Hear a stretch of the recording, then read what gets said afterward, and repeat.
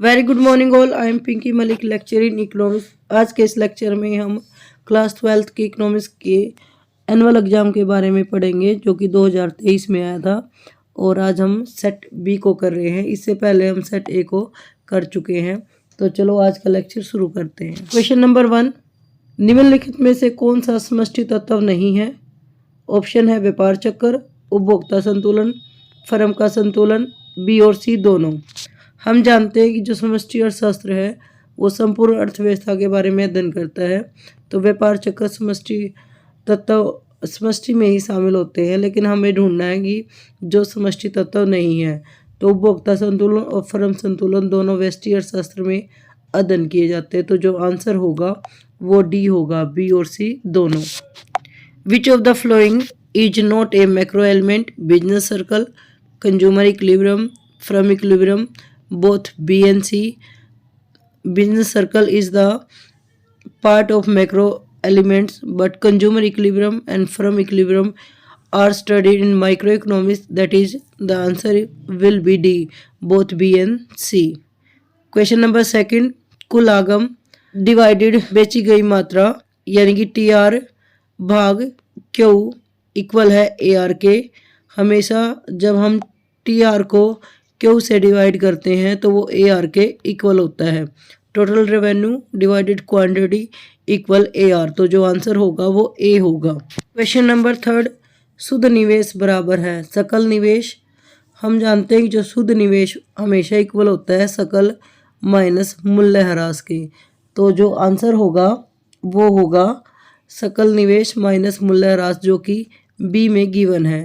Net investment is equal to gross investment minus depreciation.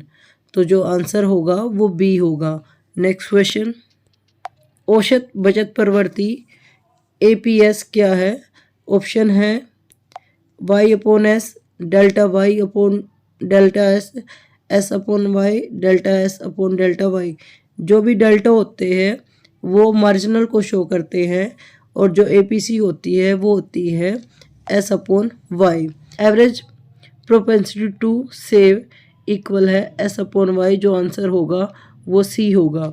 Next question, question number 5, वित्तीय वर्ष शुरू होता है। ऑप्शन गिवन है 1 जुलाई, 1 जनवरी, 1 अप्रैल, इनमें से कोई नहीं। Financial year is started from 1 अप्रैल। तो जो आंसर होगा वो सी होगा। नेक्स्ट क्वेश्चन, निम्न में से कौन सी विशेषता एकाधिकारी प्रतियोगिता से संबंधित है? ऑप्शन है एक विक्रेता, समरूप वस्तुएं, फर्म के प्रवेश व निकासी पर प्रतिबंध, वस्तु विभेद।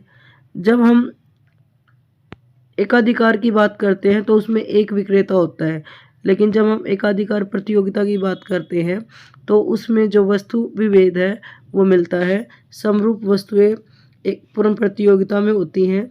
फर्म के प्रवेश और निकासी पर भी जो प्रतिबंध होता है वो भी एकाधिकार में होता है। तो जो इसकी विशेषता है वो है वस्तु विभेद। तो जो आंसर होगा वो डी होगा। एकाधिकार प्रतियोगिता की जो विशेषता है वो वस्तु विभेद मिलता है। Which of the following is a characteristic of monopolistic competition? One seller, homogeneous product, ban on the freedom of entry and exit of from, product differentiation. तो जो आंसर होगा वो होगा प्रोडक्ट डिफ्रेंशिएशन, क्योंकि जो मोनोपोलिस्ट कंपटीशन होता है उसमें प्रोडक्ट डिफ्रेंशिएशन मिलता है। जबकि वन सेलर होता है वो मोनोपोली में होता है। होमोजेनियस प्रोडक्ट परफेक्ट कंपटीशन में होता है।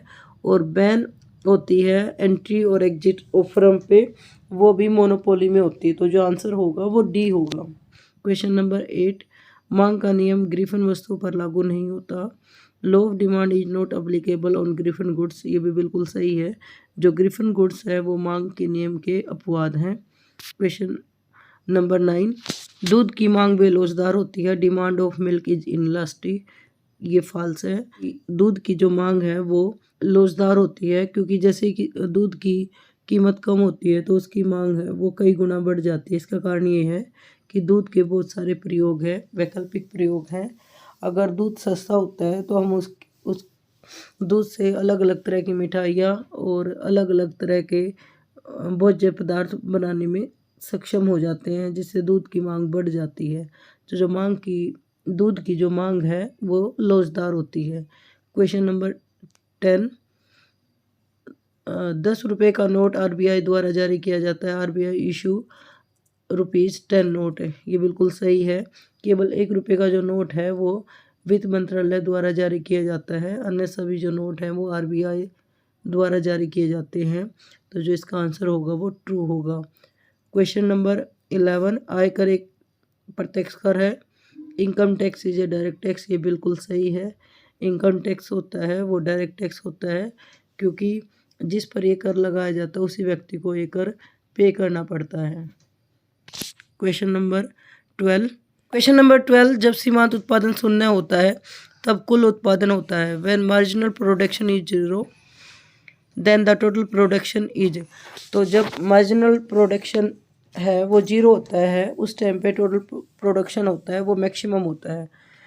क्वेश्चन नंबर 13, सामान्य कीमत का निर्धारण समय काल में होता है। Normal price is determined in long term. जो सामान्य कीमत का निर्धारण होता है वो दीर्घकाल में होता है। चीनी के उत्पादन में मध्यवर्ती उपभोग है। तो चीनी के उत्पादन में गन्ना मध्यवर्ती उपभोग होता है, क्योंकि गन्ने का प्रयोग हम चीनी बनाने में करते हैं। तो ऐसी कोई भी वस्तु जिसका प्रयोग उत्पादन के लिए किया जाता है उसे हम मध्यवर्ती उपभोग कहते हैं। Sugar cane is intermediate consumption in sugar production. Question number 15, मुद्रा क्या है? ऑप्शन मांग जमा साथ में करेंसी। जो मुद्रा होती है वो करेंसी प्लस मांग जमा होती है। Money equal currency plus demand deposit. Question number 15, last question, प्राथमिक घाटा क्या होता है? प्राथमिक घाटा होता है राजकोषीय घाटा माइनस, अगर हम राजकोषीय घाटे में से ब्याज का भुगतान माइनस कर देते हैं तो वो हमारा प्राथमिक घाटा कहलाता है। प्राथमिक घाटा इक्वल है राजकोषीय घाटा माइनस ब्याज का भुगतान। आज के लिए इतना ही, धन्यवाद।